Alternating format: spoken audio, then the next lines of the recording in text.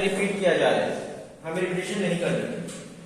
What is cost? Cost क्या होती है भाई? Cost refers to expenditure incurred on production of goods and service. ठीक है। इनपुट के ऊपर लगने वाला एक्सपेंडिचर क्या कहलाता है? कॉस्ट कहलाएगा। इनपुट कितने टाइप की होती है? 2 टाइप की। कौन कौन सी? Factor input, non factor input. ठीक है। फैक्टर इनपुट क्या होता है? Land, labour, capital, entrepreneur. अगर आपसे पूछा जाए फैक्टर इनपुट में क्या क्या आएगा, तो आप क्या बोलोगे? 4 factors, land, labour, capital and entrepreneur. And non factor में क्या आएगा? Raw material. नॉन फैक्टर में रॉ मटेरियल। इसके बाद आपने पढ़ा एक्सप्लिसिट कॉस्ट। एक्सप्लिसिट कॉस्ट क्या होती है? विच पे टू आउटसाइड फैक्टर्स। आपने बाहर से कोई फैक्टर्स हायर करे, लाइक अ लेबर बाहर से हायर करी, तो बदले में क्या दोगे? वेजेस। कैपिटल ली यानी लोन लिया, तो लोन के ऊपर क्या दोगे? इंटरेस्ट। ठीक है। किसी से आपने बिल्डिंग ली रेंट पर, तो क्या दोगे? उसको रेंट दोगे। ठीक है। इम्प्लिसिट कॉस्ट क्या होती है? अपने खुद के रिसोर्सेज की estimate value. Implicit cost mean estimate value of self own resource. अपने खुद के रिसोर्स की एस्टिमेट वैल्यू क्या कहलाएगी? इम्प्लिसिट कॉस्ट कहलाएगी। एग्जाम्पल, इम्प्लिसिट कॉस्ट का एग्जाम्पल ऑन बिल्डिंग। ठीक है। ऑन रॉ मटेरियल, क्योंकि हम बाहर से हायर कर नहीं रहे, तो एग्जाम्पल यहाँ क्या बनेगा? खुद की बिल्डिंग, ऑन बिल्डिंग। इसके बाद आपने क्या पढ़ा था? Selling cost. सेलिंग कॉस्ट क्या होती है? गुड्स की सेल को इंक्रीज करने के लिए जो कॉस्ट की जाए। Example advertisement. ठीक है। प्रोडक्शन कॉस्ट क्या होती है? रॉ मटेरियल को फिनिश गुड में कन्वर्ट करने तक जो भी एक्सपेंडिचर आपका लगता है, that is called production cost. ठीक है। Total cost. टोटल कॉस्ट क्या होती है? Sum total expenditure on output. Sum total expenditure on total output. अब यहां पर लिखिएगा टोटल आउटपुट। टोटल आउटपुट पर टोटल जो खर्चा हुआ, that is total cost. Total cost के 2 पार्ट होते हैं। कौन कौन से? Fix cost, variable cost. ठीक है। फिक्स कॉस्ट क्या होती है? Which do not change with the change of output। जो आउटपुट चेंज होने के साथ साथ चेंज नहीं होती, that is called fix cost. Example, rent हो गया, बिल्डिंग हो सकता है यहाँ पर land, building, machinery etcetera. And variable cost which change with the change of output. Output change होगा आपका, तो वेरिएबल कॉस्ट भी क्या हो जाएगी? चेंज हो जाएगी। ठीक है। अगर आउटपुट इंक्रीज करोगे तो वेरिएबल कॉस्ट इंक्रीज होगा, आउटपुट डिक्रीज करोगे तो वेरिएबल कॉस्ट डिक्रीज हो जाएगा। ठीक है ना। अगर आप प्रोडक्शन बढ़ा रहे हो तो रॉ मटेरियल का खर्चा बढ़ेगा, प्रोडक्शन कम कर रहे हो तो रॉ मटेरियल का खर्चा भी कम हो जाएगा। ठीक है। यहाँ पर फिक्स कॉस्ट की शेप कैसी होती है? Parallel to x axis. Total cost की शेप कैसी होती है? Total cost increasing shape. करवाया था हमने आपको। ये आपकी टोटल कॉस्ट, ये आपकी fix cost parallel to x axis. यहां से आपकी वेरिएबल कॉस्ट जो 0 स्टार्ट हो रही है। ठीक है ना। 0 आउटपुट, वेरिएबल कॉस्ट भी क्या होगी? 0 होगा। देन आपने डिस्कस किया था एवरेज कॉस्ट, एसी। एसी क्या होती है? Per unit cost, per unit 1 unit की कॉस्ट क्या कहलाएगी? Average cost. ठीक है ना। एवरेज कॉस्ट की शेप कैसी थी? U shape. एसी की शेप कैसी थी? U shape. एसी के भी कितने पार्ट्स हैं? 2 part. Average fix cost plus average variable cost. Average fix cost क्या होता है? Fix cost per unit of output. ठीक है। Fix cost per unit of output. First question का एवरेज फिक्स कॉस्ट कैसे निकालोगे? गुड। एवरेज फिक्स कॉस्ट कैसे निकालोगे? फिक्स कॉस्ट को क्या करोगे? आउटपुट से डिवाइड। जो आपकी फिक्स कॉस्ट है 10 है उसको आउटपुट से डिवाइड कर दो तो क्या आ जाएगा? एवरेज फिक्स कॉस्ट आ जाएगा। ठीक है। एवरेज वेरिएबल कॉस्ट क्या होता है? Variable cost per unit of output. Second question का एवरेज वेरिएबल कॉस्ट कैसे निकालोगे? Variable cost divide by output. तो क्या आ जाएगा आपके पास? एवरेज वेरिएबल कॉस्ट आ जाएगा। Last bench average fix cost की शेप कैसी होती है? हाँ जी, यू शेप होती है। लास्ट अच्छा लगाया था आपने? फिर यू शेप होती है। Very good. हाँ जी बेटा आगे बेटा एवरेज फिक्स कॉस्ट की शेप कैसी होती है? ये पता चलता है कि बेटा आपने घर जाके बुक भी उठाई। पैरेलल कौन सा है? Amit rectangular hyperbola. एक पूरे चैप्टर में ही शेप बड़ी अलग थी, रेक्टेंगुलर हाइपरबोला। ध्यान से सुना करो, गलत पढ़ा करो। बैठ जाओ। घर जाके नहीं पढ़ते ना कुछ भी, अगर पढ़ते तो आपको समझ आता है और याद भी रहता है। Rectangular hyperbola. Average fix cost की शेप क्या होती है? Rectangular hyperbola. ऐसा क्यों होता है बेटा?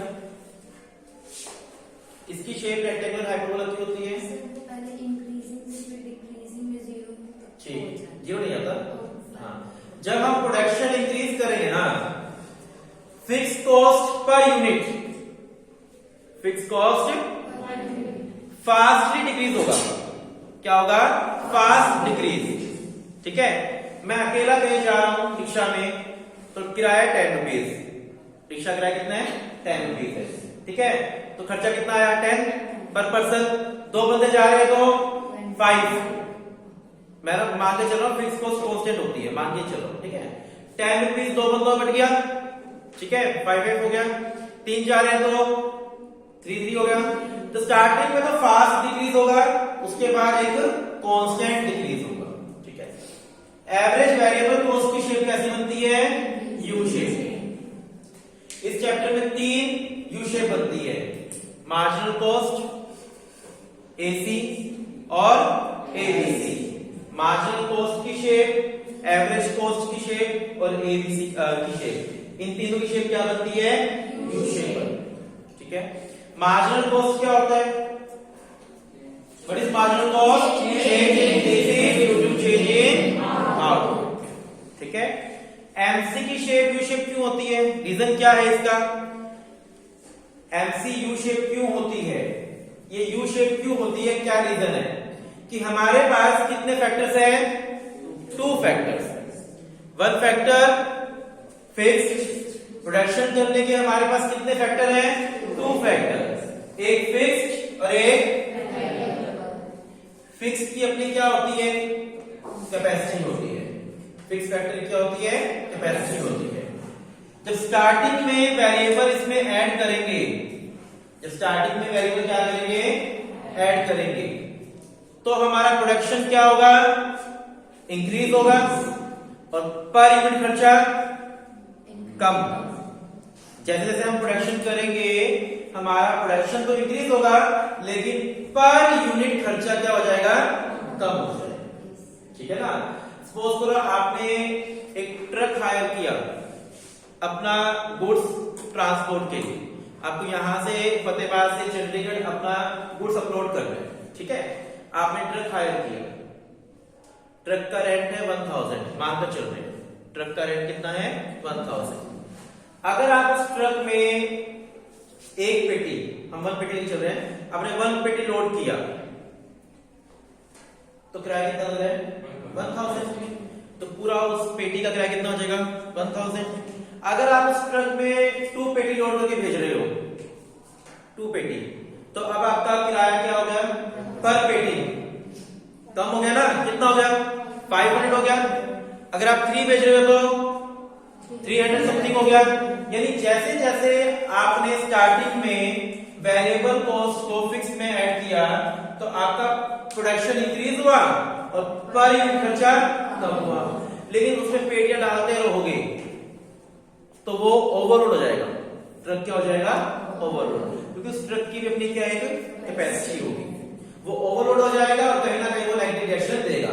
यहाँ पर यही लॉजिक अप्लाई होता है, जब हम स्टार्टिंग में वेरिएबल को फिक्स में ऐड करेंगे तो हमारा खर्चा पर यूनिट कम होता जाएगा, लेकिन एक लिमिट के बाद भी ऐड करते रहेंगे, क्योंकि फिक्स फैक्टर की अपनी एक लिमिट होती है, उसके बाद भी हम उसमें वेरिएबल को ऐड करते रहेंगे तो फिक्स फैक्टर अपनी कैपेसिटी खो देगा और वो हमारे लिए नुकसान बन जाएगा, फिर हमारा खर्चा बढ़ना स्टार्ट हो जाएगा।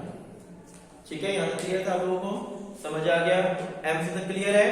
इस चैप्टर में AC last third bench, last third, AC किसकी हेल्प से निकलता है? हाँ, आपको एसी निकालना है तो एसी किसकी हेल्प से निकलेगा? टीसी की हेल्प से। कैसे निकलेगा?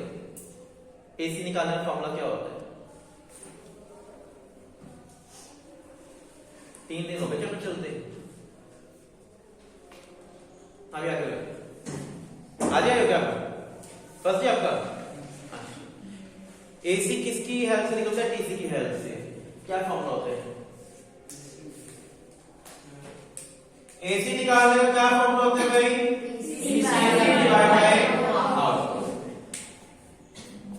एसी और एमसी, एसी और एमसी दोनों किसकी हेल्प से निकलेंगे?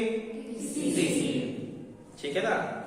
इस चैप्टर में अगर हम एमसी को कोरस्पॉन्डिंग प्लस करें, जैसे लास्ट चैप्टर था ना, वहां पर अगर हम एमपी को एमपी 1 2 3 4 दिया है, अगर एमपी को कोरस्पॉन्डिंग प्लस करते थे तो क्या निकल के आता था? टी क्या था ना, याद होगा? मतलब हमें एमपी से टीपी निकालना है तो फर्स्ट एमपी सेम था, फिर इसमें ये ऐड करेंगे, फिर ये ऐड करेंगे, फिर ये ऐड करेंगे तो टीपी निकलता था ना। एमपी से क्या निकलता था? टीपी। यहां पर एमसी से क्या निकलेगा? इस चैप्टर में एमसी से टीसी नहीं निकलेगा, इस चैप्टर में एमसी से क्या निकलेगा? वीसी, वेरिएबल कॉस्ट निकलकर आएगा। ठीक है, ये ध्यान रखना, एमसी से क्या निकलेगा? वीसी। इस चैप्टर की थ्योरी आपकी खत्म हो गई है। ठीक है, न्यूमेरिकल आपको करने हैं, बुक बंद कर दो, बैग में डाल दो और रफ नोटबुक निकाल दो न्यूमेरिकल की प्रैक्टिस के लिए। आपको इस चैप्टर में एग्जाम में न्यूमेरिकल नहीं मिलेगा, मोस्टली थ्योरेटिकल आने के चांस कम है।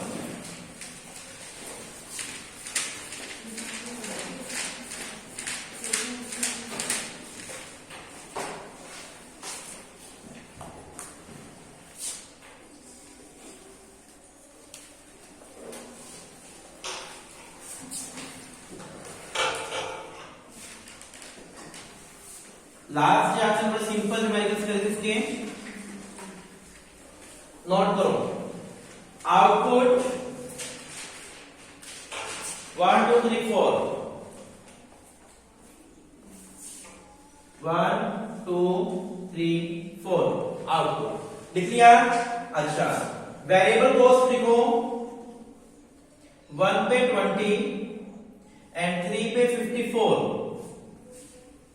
ठीक है, 3 पे 54। एवरेज वेरिएबल कॉस्ट लिखो, 2 पे 16 एंड 4 पे 20। एवरेज वेरिएबल कॉस्ट, हाँ जी बेटा, 2 पे 16 एंड 4 पे 20। एंड एमसी लिखो, 2 पे 12 एंड 4 पे 26। 4 पे 26। सॉल्व करने की कोशिश करो और बताओ किसी से सॉल्व हो गया।